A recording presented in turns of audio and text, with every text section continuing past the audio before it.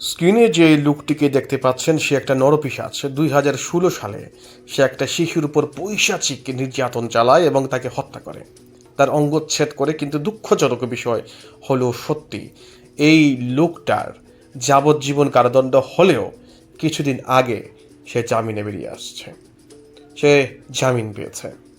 গতকাল যে রামিসার বাবা দুঃখ ভারাক্রান্ত কণ্ঠে বলেছিলেন কোনো বিচার হবে না, আমার মেয়ের হত্যাকারীর কোনো বিচার হবে না, তারই কি একটা প্রতিফলন এই লোকটার জামিন নয়?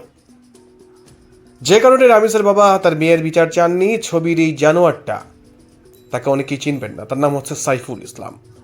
এই নরপিশাচে 2016 সালের দিনাজপুরের পার্বতীপুরে পূজা নামক এক শিশুর ওপর পৈশাচিকতা চালায়। শিশুর নিষ্ঠুরতার এমন এক পর্যায়ে যে শিশুটির গোপনাঙ্গ সে ব্লেড দিয়ে কেটে নেয়। এই ঘটনা ঘটার পর মেইনস্ট্রিম মিডিয়া এ নিয়ে দেশব্যাপী অনেক হইচই সৃষ্টি হয়। বিচার কার্য শেষে আদালত তাকে যাবজ্জীবন কারাদণ্ড দেয়।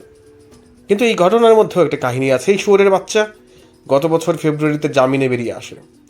পূজার মা তখন আক্ষেপ করে বলছিল, এই লোককে চোখের সামনে ঘুরতে দেখাটা অবর্ণনীয়, যেখানে তাকে হাজারবার ফাঁসিতে ঝুলালেও তার অপরাধের প্রায়শ্চিত্ত হবে কিনা তার সন্দেহ আছে।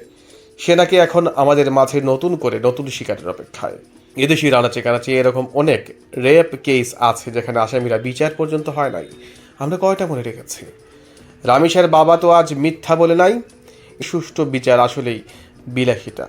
আমরা কয়দিন পরে রামিসাকে ভুলে যাব, তারপর নতুন কোনো ভাইরাল টপিক আসবে, এই তো জীবন। কিন্তু আসার বিষয় হচ্ছে, আজকে কিছুক্ষণ আগে আমাদের যিনি আইনমন্ত্রী রয়েছেন তিনি বলছেন আইনের মাধ্যমে সুষ্ঠু বিচারের মাধ্যমে রামিসার বাবার যে আক্ষেপ তার জবাব দেওয়া হবে।